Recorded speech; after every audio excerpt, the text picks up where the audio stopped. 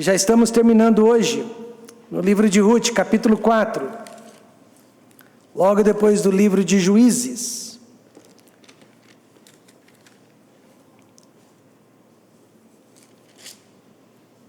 Alguns estudiosos da Bíblia dizem que o livro de Ruth, juntamente com o livro de Isaías, são os dois evangelhos do Velho Testamento. E é verdade, você vê o simbolismo do amor de Cristo pela igreja aqui no livro de Ruth.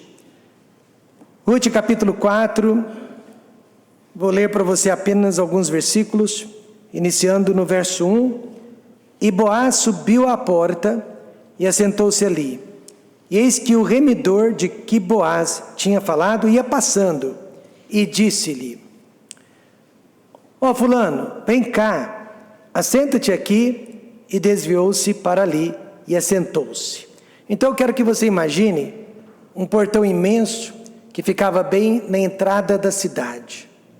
E aquele portão era muito especial, porque ali se realizavam todos os tipos de negócios que havia na cidade naquele tempo. E Boaz fez questão de se encontrar com aquela pessoa ali naquele local. Então hoje à noite nós vamos falar sobre o casamento feliz de uma mulher. O casamento feliz de uma mulher chamada Ruth. O livro de Ruth trata dos seguintes temas. Nós vimos no capítulo 1 a escolha nobre de uma mulher chamada Ruth. No capítulo 2 nós vimos o trabalho humilde também de uma mulher chamada Ruth. E no terceiro capítulo, a obediência gentil de uma mulher chamada Ruth. Hoje o último tema do nosso estudo falará sobre o casamento feliz desta mulher chamada Ruth. Ruth foi uma estrangeira. Ela foi uma moabita que aprendeu a amar o povo de Deus. Ela deliberadamente, espontaneamente, de livre e espontânea vontade, escolheu ser judia ao invés de continuar sendo uma moabita. Talvez você não saiba, mas a conversão no Velho Testamento se dava através da troca de nacionalidade. O estrangeiro, para ele poder se converter, quando ele se convertia dos seus ídolos, da sua religião, da sua idolatria, e passava a adorar Jeová e Yahvé como seu único e suficiente Deus, passava a ser um judeu também. Portanto, ela verdadeiramente se converteu a Deus a partir daquele dia que ela deixou de ser moabita para ser uma judia, juntamente com a sua sogra Noemi. Ou seja, ela escolheu o Deus, o único Deus de Israel, ao invés dos vários outros deuses que havia na sua nação. Naquele tempo, só Israel possuía um único Deus, monoteísta. Todas as demais nações da terra eram politeístas. Ruth assumiu que ela era uma pessoa pobre, praticamente uma indigente, e além de tudo viúva, quando ela foi apanhar espigas no campo de Boaz. Você já sabe que toda espiga que caía ao chão, os segadores não podiam pegar de volta. Eles eram obrigados a deixar no chão para que pessoas pobres, indigentes como a Ruth, pudessem vir atrás deles, apanhando aquelas espigas para a sobrevivência dela e de seus familiares. Algo semelhante nos dias de hoje seriam os catadores de papel.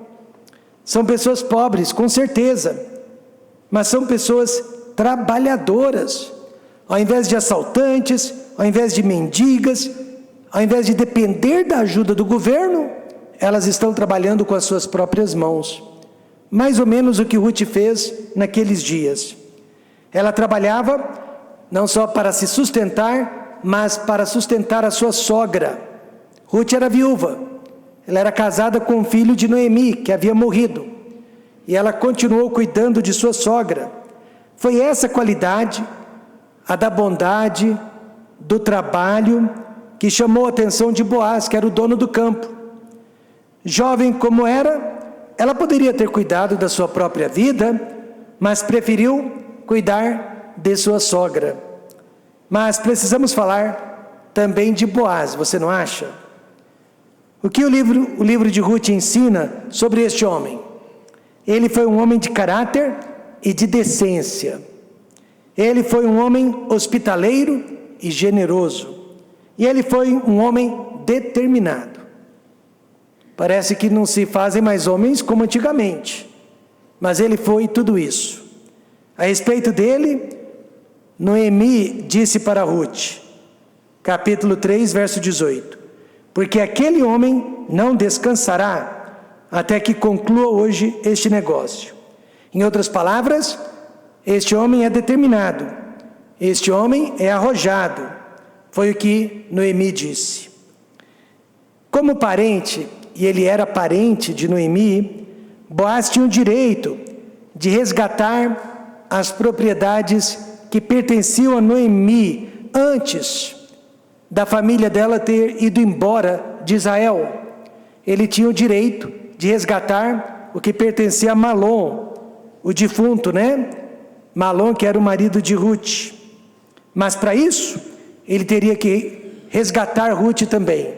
Ele teria que se casar com ela também. E você sabia, meus amados, que semelhantemente, Jesus Cristo fez o mesmo por nós? Ele se tornou nosso parente, para que pudesse nos salvar, para que pudesse nos dar vida, para que nos pudesse comprar do pecado, para que nos pudesse resgatar da maldição da lei.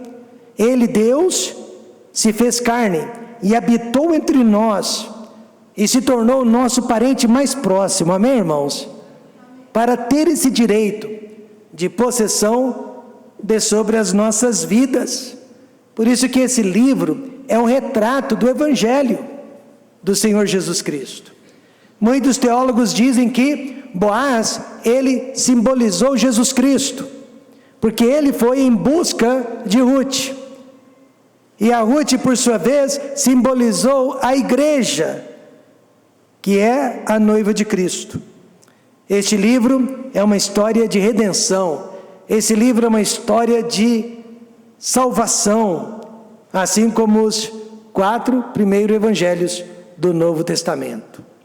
Então, o nosso final, o meu e o seu final, será tão feliz quanto foi o final de Ruth. Amém, irmãos?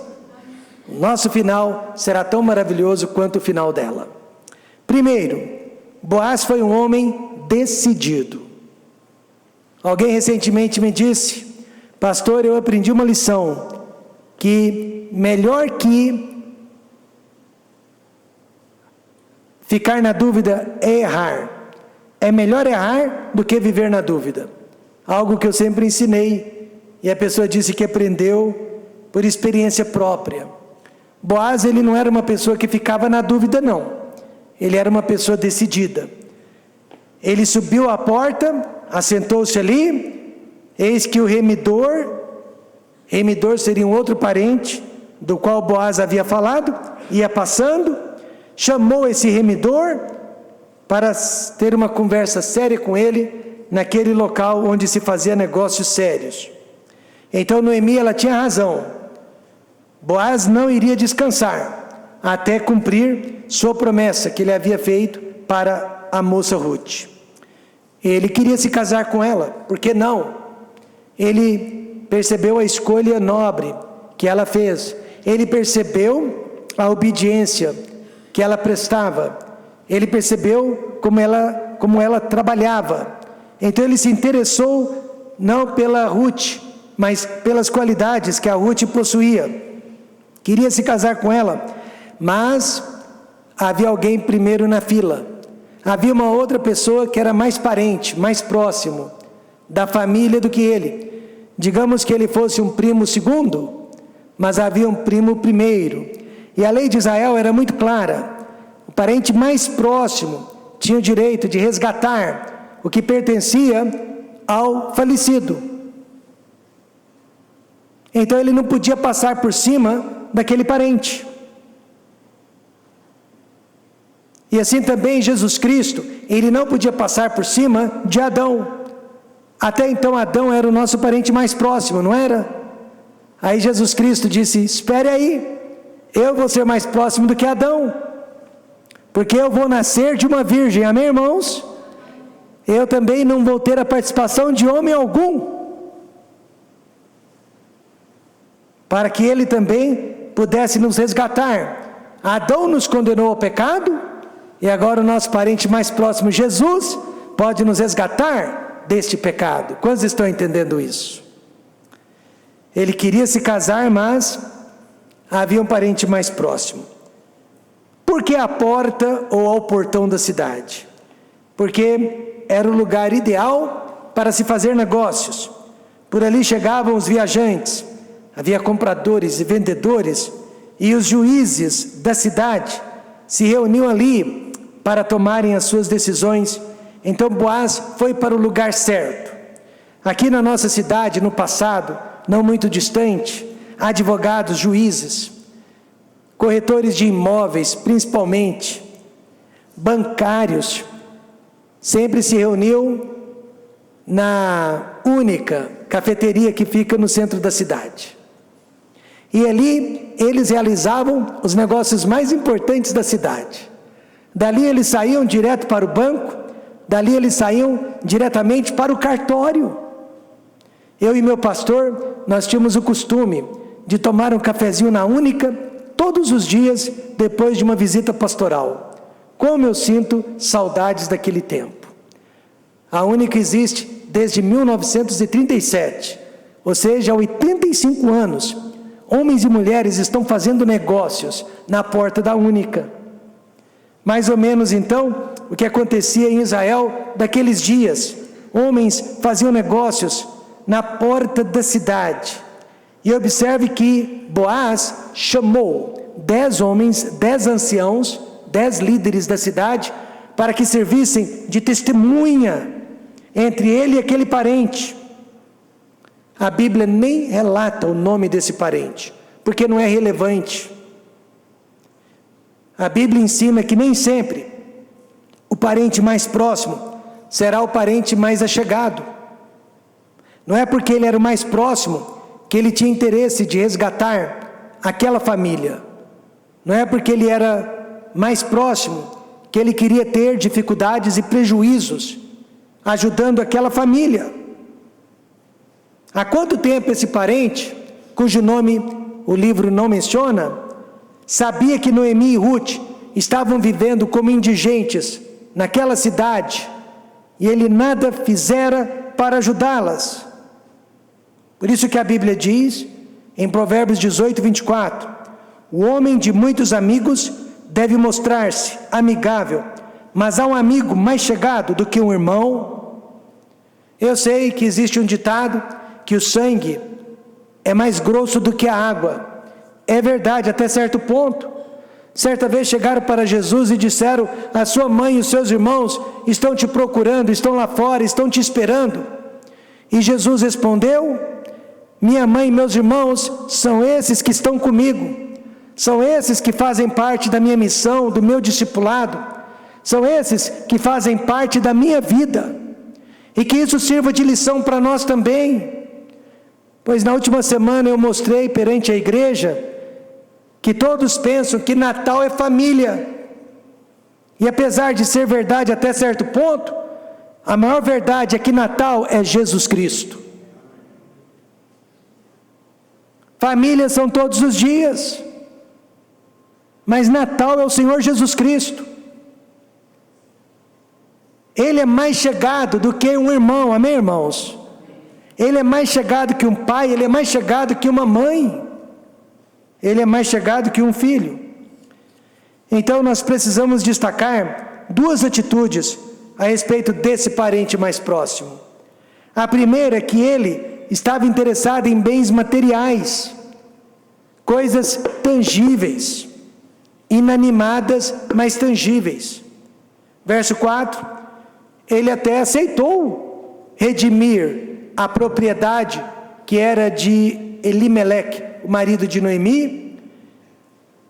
E eu resolvi informar-te disso e dizer-te: compra-a diante dos habitantes e diante dos anciãos do meu povo.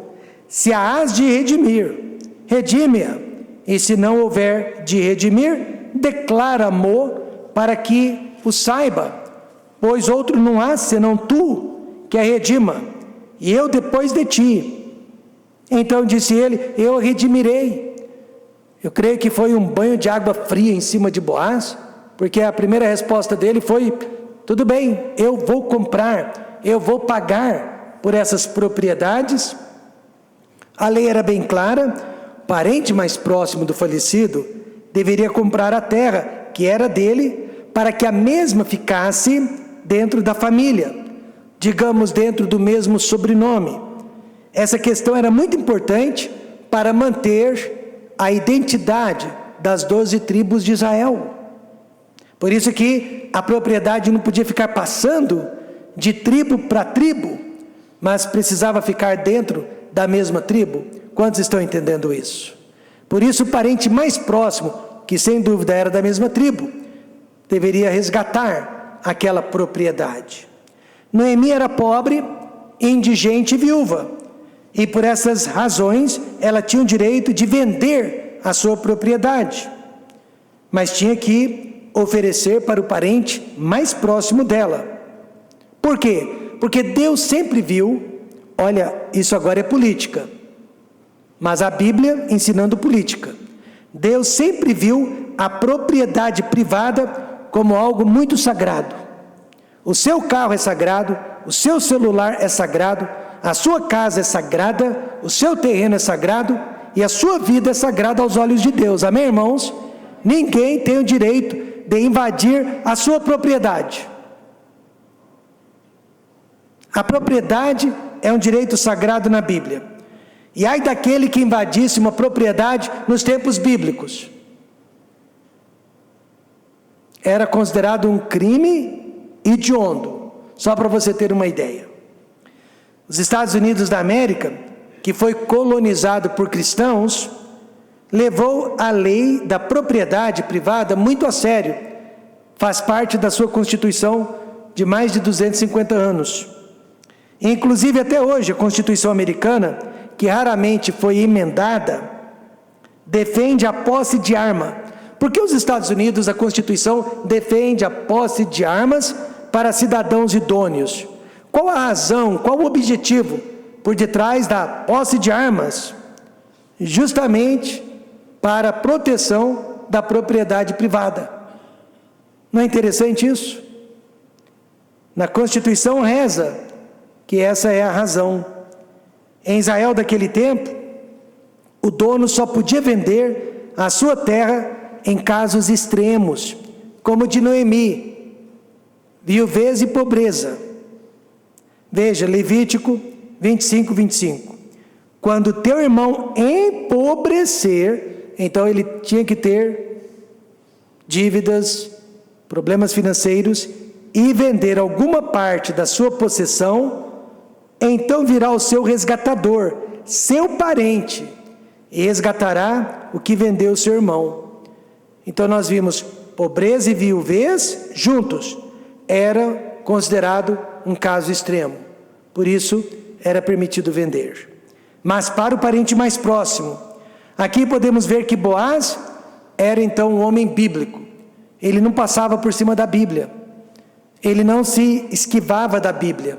Ou seja, estava na lei, ele queria seguir a lei. Ele queria obedecer o que estava escrito. Tivesse Boaz passado por cima da lei, passado por cima do parente mais próximo, tudo teria dado errado. Eu imagino Boaz pensando: ele não vai estar interessado, ou ele vai estar interessado, então é melhor que eu resgate.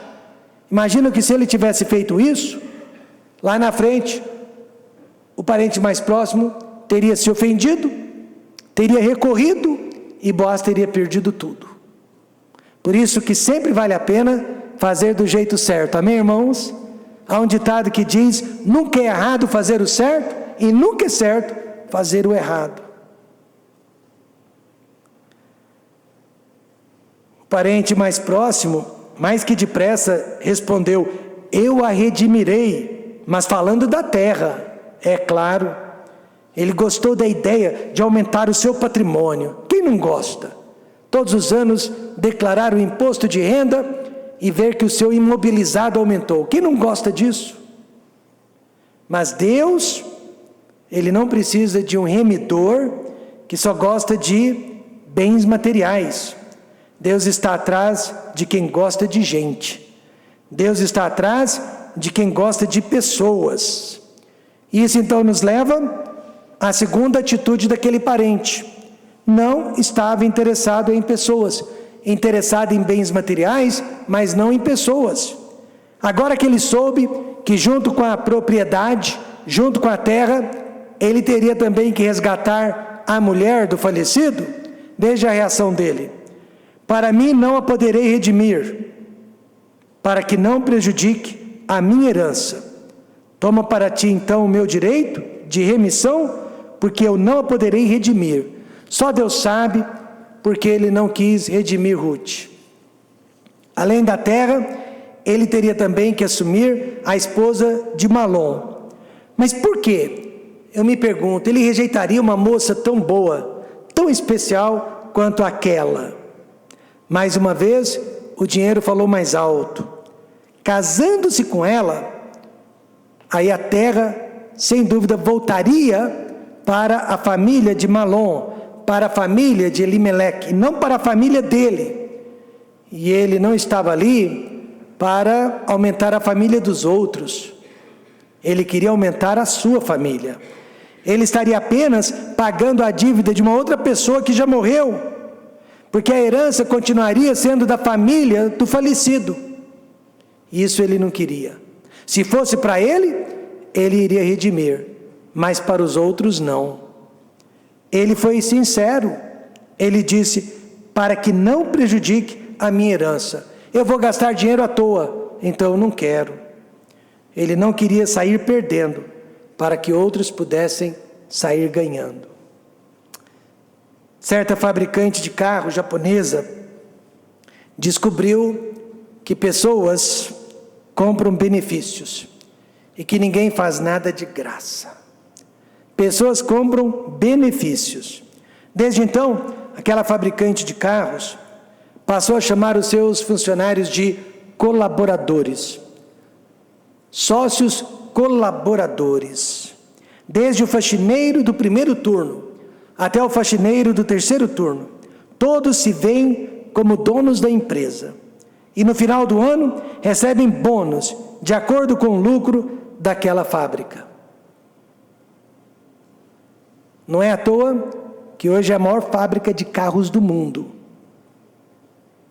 Assim também era esse parente de Elimeleque. Ele queria benefícios e não sacrifícios. Ele queria benefícios e não subtrações. Então eis aqui uma das maiores razões que pessoas agora ficam saindo das igrejas, das boas igrejas. Quando não há mais benefícios para elas, aparentemente naquelas igrejas, elas não pensam duas vezes antes de ir embora e não se lembram das pessoas que estão ficando necessitadas do ministério delas. Eu sempre falo que há poucas razões para deixarmos uma igreja. Há razões, mas elas são mínimas, elas são poucas. E nós sempre precisamos pensar bem antes de tomarmos esta decisão. O parente mais próximo não pensou em Ruth. Não, ele nem sequer pensou em Noemi, que era judia como ele, pensou apenas em si mesmo. Mas Deus, não importa, sempre vai ter alguém para nos ajudar. Amém, irmãos? Talvez a pessoa mais próxima que deveria nos ajudar não nos ajuda, mas Deus sempre separa alguém para nos ajudar. Quem perdeu foi ele, e não a Ruth, e muito menos Noemi. Veja, em segundo lugar, Boaz foi um homem determinado. Moças solteiras gostariam de se casar com rapazes determinados. E segundo, Boaz foi um homem compassivo. No verso 7, havia, pois, já de muito tempo este costume em Israel, quanto à remissão e permuta, para confirmar todo o negócio. O homem descalçava o sapato e o dava ao seu próximo. Isto era por testemunho em Israel, o descalçado. Não pode passar desapercebido, irmãos, que Boaz fez de tudo para não humilhar, não destratar o parente mais próximo de Elimeleque. Isso se chama compaixão, quando evitamos constranger e rebaixar uma pessoa, mesmo que ela mereça ser vexada. José, ele tinha certeza que Maria havia sido infiel durante o seu noivado, porque ela se achou grávida, e os dois ainda não haviam consumado o casamento. Então ele tinha certeza que ela havia sido infiel. Mesmo assim, o que a Bíblia diz? Que ele tentou deixá-la secretamente. Já parou para pensar sobre isso? E por causa dessa atitude, a Bíblia diz que ele era um homem justo. Ele era justo porque tentou deixá-la secretamente, sem infamá-la. Portanto, justiça aos olhos de Deus não é destruir uma pessoa, destruir uma reputação, mas tentar recuperá-la da melhor maneira possível. E esse é o tipo de igreja que nós somos, amém, irmãos? Esse é o tipo de igreja que queremos ser. Boaz fez 2 tipos de negócio com o seu parente, mas sem humilhá-lo, perante 10 anciãos da cidade. Primeiro, a transação da terra que pertencia a Noemi. Disse, pois, o remidor a Boaz: toma para ti. E aí ele descalçou o seu sapato. O ato de tirar o sapato, naqueles dias, seria o mesmo que um aperto de mão nos dias de hoje. Mas o aperto de mão nos dias de hoje não vale nada. No tempo dos nossos avós valia, né? A palavra de uma pessoa era o suficiente. Hoje não vale nada. Hoje nós temos que ir para o cartório e ainda temos que levar 3 testemunhas, e mesmo assim não vale nada. Porque você vai na justiça, demora 10, 15, 20 anos para um caso ser julgado. Mas no caso do Boaz, o gesto de tirar o sapato na presença dos homens já era mais que o suficiente. Toma, a terra é tua, Boaz. A diferença entre esses 2 parentes é essa. O primeiro queria a terra para acrescentar mais pertences a si mesmo. Boaz só queria a terra para poder ajudar, redimir Noemi e Ruth da pobreza. Assim também, Jesus Cristo, ele comprou de volta o campo que nos pertencia antes da queda do homem, ou seja, a vida eterna. Deus criou o homem para a vida eterna. Por isso agora a Bíblia diz, em quem temos a redenção pelo seu sangue, a saber, a remissão dos pecados. Ele nos resgatou. Talvez Boaz tenha tirado os sapatos também, e talvez ele tenha andado descalço sobre a terra que pertencia a Noemi, porque este era o costume para quem estava adquirindo um pedaço de terra, andar descalço sobre ela. Mas só a terra não bastava. Boaz queria fazer uma obra completa, uma remissão completa. Aí veio a transação do casamento com Ruth. Veja o verso 10.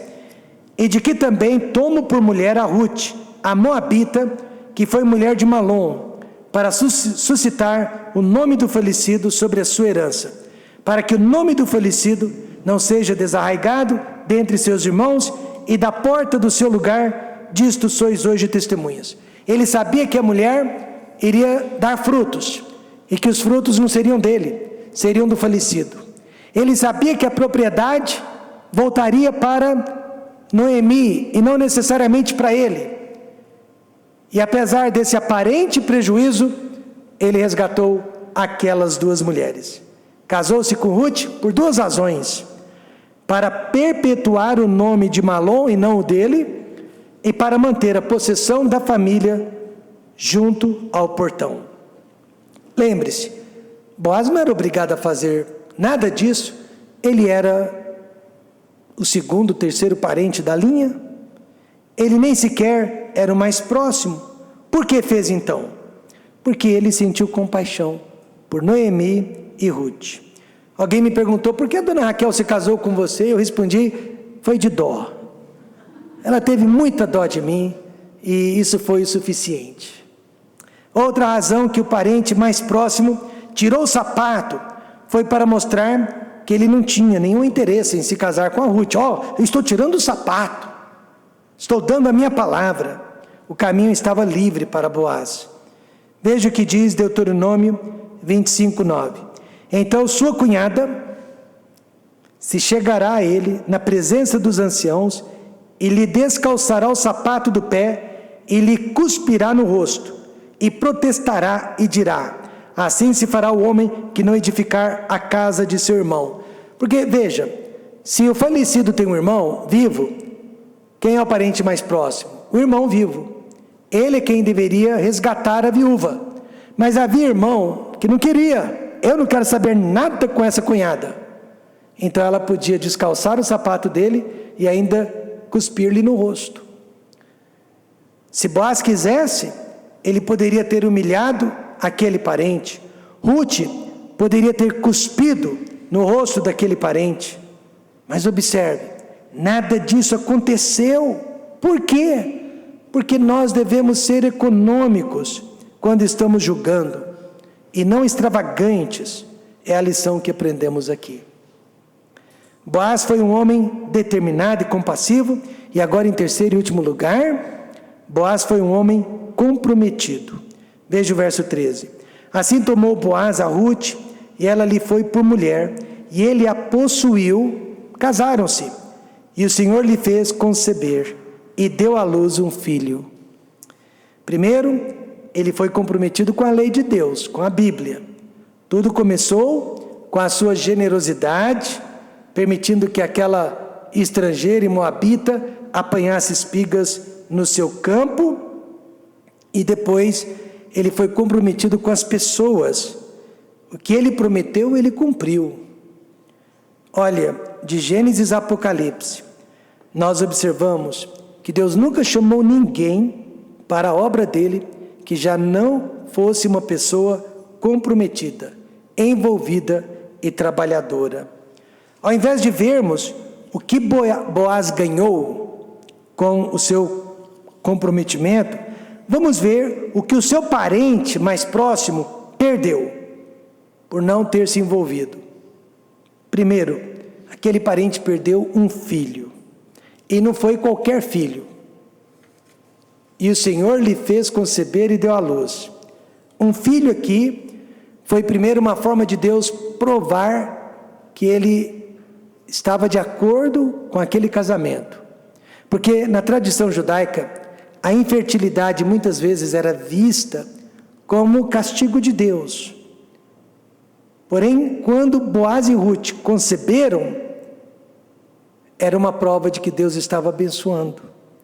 Este filho trouxe cura e transformação para a vida de Noemi, que acabou sendo a sua avó. As vizinhas foram elas que deram o nome no menino de Obed. Pastor, o que significa Obed? Servo. Obed nasceu para servir, não para ser servido. Hoje em dia os pais querem que seus filhos sejam vencedores em todas as áreas da vida. Educação, esporte, profissão. Mas pai, a maior vitória dos pais é criar filhos humildes e não arrogantes. Filhos que sabem servir e não filhos que querem ser servidos. Quem mais na família de Obed também nasceu para servir e não para ser servido? Jesus Cristo. Sim, Obed, Ruth faz parte da linhagem do Messias. Aquela estrangeira, aquela moabita, ela acabou fazendo parte da genealogia de Cristo. Veja Marcos 10:45. Porque o Filho do Homem também não veio para ser servido, mas para servir e dar a sua vida em resgate de muitos. Então, aquele parente mais próximo deixou de fazer parte da família de Cristo. Deixou de fazer parte da genealogia do Messias. E além de um filho, o que mais ele perdeu? Ele perdeu o Messias. Porque este é o pai de Jessé, e Jessé foi o pai de quem? De Davi. Então, Boaz foi o pai de Obed, Obed foi o pai de Jessé, e Jessé foi o pai de Davi, o rei Davi. Então, se aquele parente soubesse que o filho de Ruth, a mulher que ele desprezou, faria parte da descendência do Messias, será que ele a teria rejeitado? Será que ele a teria desprezado? Eu creio que não. Mas, irmãos, Jacó já havia profetizado que o Messias sairia da tribo de Judá. Malom e Elimeleque eram da tribo de Judá. Veja a profecia em Gênesis 49:10. O cetro, que significa poder, não se arredará de Judá, nem o legislador, a lei, dentre seus pés, até que venha Siló, que é uma referência a Cristo, o Messias, e a ele se congregarão os povos. Então todos os homens e todas as mulheres da tribo de Judá tinham esperança de ser os pais do Messias. Jesus nasceu apenas da mulher, mas essa mulher, ela veio de outros homens e de outras mulheres, na linha do tempo. E nessa linha do tempo, quem estava lá? Boaz e Ruth. Boaz, o parente mais próximo. Quantos concordam que essa é uma carta de amor? É uma carta de love story. Quantas oportunidades você e eu já perdemos e vamos perder porque nós não somos comprometidos com Deus e com o Evangelho. Concluindo, o livro de Ruth, então, tem dois propósitos principais: mostrar como Deus recompensa escolhas espirituais, fidelidade, e mostrar como Deus expressa a sua graça quando nós estamos passando pelos piores momentos da vida. Talvez você esteja catando espigas que caem no chão, comendo migalhas, mas é nessas horas que Deus derrama a sua graça sobre as nossas vidas. O livro também revela a importância do nosso caráter, através do casal Ruth e Boaz. Ele, exemplo de caráter, generosidade. Ela, exemplo de humildade, de altruísmo. Sempre houve pessoas humildes e de bom caráter. Mas lembremos-nos que Ruth e Boaz estavam vivendo os piores momentos da história da nação de Israel. Não havia lei, não havia liderança, as pessoas faziam o que parecia certo aos seus próprios olhos. E eles fizeram, mas o que era certo aos olhos de Deus. Eu creio que nós estamos vivendo momentos parecidos. Nós estamos vivendo uma insegurança jurídica qual nunca passamos antes. Mas não importa. Nós temos uma Constituição que não muda. Nós podemos ser consistentes com a lei de Deus. E fazendo sempre o que Deus nos orienta, os resultados serão os melhores. Que Deus use o livro de Ruth para transformar a nossa vida e nos dar esperança. Vamos fechar os olhos e orar?